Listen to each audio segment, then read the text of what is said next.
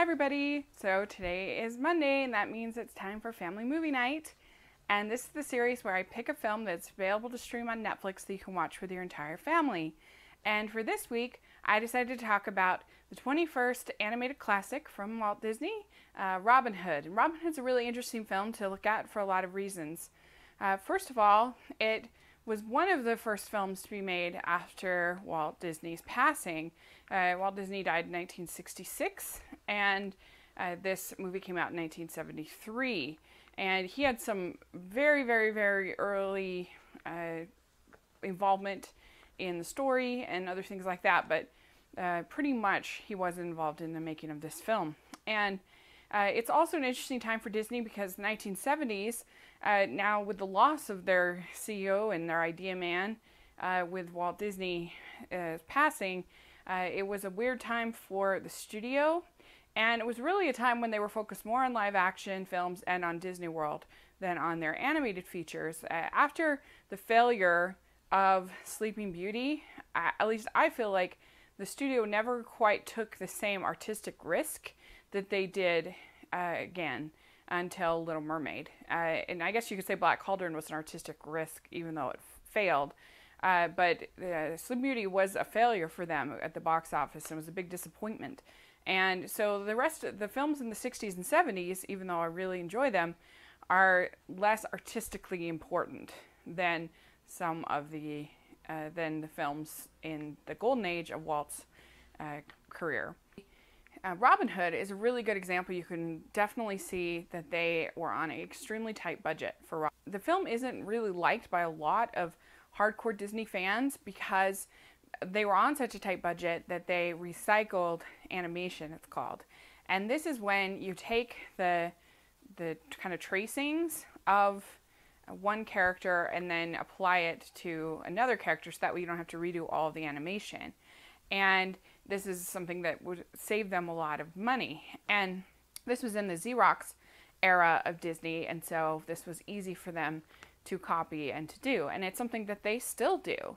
I'm trying to remember, is Princess and the Frog or one of those movies that I was listening to the audio commentary, and they were actually even taking scenes from the Silly Symphonies, believe it or not, just the way that the grass moved in one shot. They had actually recycled animation from way back. So it's pretty interesting how that happens. And a lot of people kind of discount it because of that. And it isn't one of the most artistically significant Disney films. It would be way down on the list as far as that's concerned. But what it lacks for in artistry, it makes up for in a lot of fun, in a lot of humor, and a lot of good storytelling, which is, in the end, the most important thing. As they say at Pixar, it's all about the story. And so, of course, we get the classic story of Robin Hood and Maid Marian and Little John and Friar Tuck and all the characters that we know from the Robin Hood lore. And the interesting thing that they decided to go with is it is a completely anthropomorphic movie. And what that means, anthropomorphic, is that it is all characters that are animals that behave like humans with clothes and things like that. And they don't have that many in the Disney canon. You have the Rescuers, you have Great Mouse Detective is one. Of course, the new upcoming Zootopia is very exciting. The things that I think makes this film special is the witty writing. The script is very, very full of sort of dry English wit. And if your kids aren't old enough for Monty Python or something like that, I think this is a good way to sort of dip their toes in to that kind of dry English wit. I really love his dialogue, and he's definitely recycled from, as far as the animation, from off of Kaa in Jungle Book, but I still think the dialogue is really funny. Like he says at one point, "What cheek, creepy, Buster, long one. Who does that dopey Duke think he is?"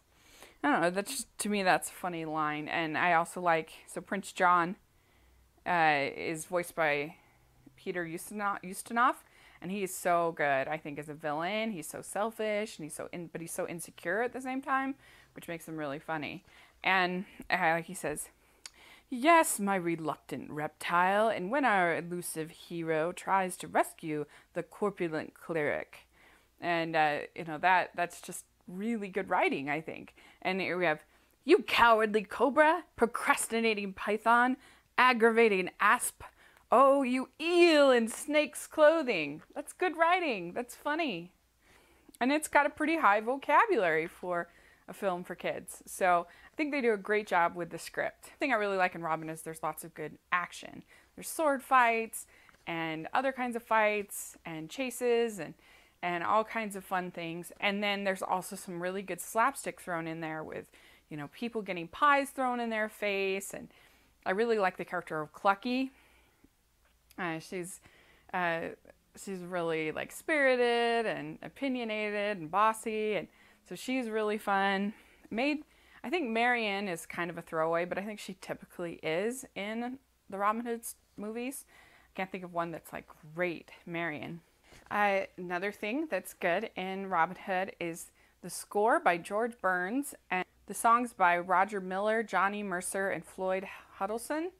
They've got kind of a country, folksy feel to it, which I think really works. Also, a pretty good cast. You've got Phil Harris, Andy Devine, Peter Ustinov, Pat Buttram, Roger Miller. So a pretty good voice cast. Of course, Phil Harris can always be counted on. It's a very similar character with Little John to Baloo, I think, and even looks basically the same. And Robin Hood is directed by Wolfgang Reitman, who's one of the 9 old men, and he, of course, is a master of what he does. He will see also in 1977's Winnie the Pooh of how he's able to combine all of the Winnie the Pooh shorts together to be able to make a satisfying film. And I think he does a good job with this as well, sort of combining all these different characters and stories. I think that Robin Hood is one of the more rewatchable of the Disney films just because it is so funny and it has such good action, and it doesn't take a lot of emotional investment like a Lilo and Stitch or a Fantasia or a Bambi or something like that. So this one is just more for fun, which is good. The only major plot problem with Robin Hood is that I feel like the third act changes tone pretty dramatically. The Phony King of England number, basically everybody in Nottingham gets arrested and put in jail, and you get the Nod in Nottingham song, which is a very bleak, very sad song, and it becomes sort of this jail escape, and I don't know, I just feel like it's so different than the rest of the film, and I don't feel like it's really that funny or that interesting, and it just feels kind of bleak and sad. And I don't know, so for me, I almost wish it ended at the Phony King of England. So that's sort of my thoughts on Robin Hood. I think you and your kids will really enjoy watching it. I think they'll have a ton of fun, and it may be a good chance to have some discussion about Robin Hood and who he was and what he did, and why that kind of talk about taxes and their pluses and their minuses and other social issues you can talk about with Robin Hood. Even though it's just sort of a silly comedy, there's things to talk about. So let me know how that goes, and if you have any good experiences with the family movie night, I would really love to hear that feedback so that I know what to pick and where to go. So please put in the comment section, and thanks so much. Please subscribe to my channel, and I'll talk to you later. Bye.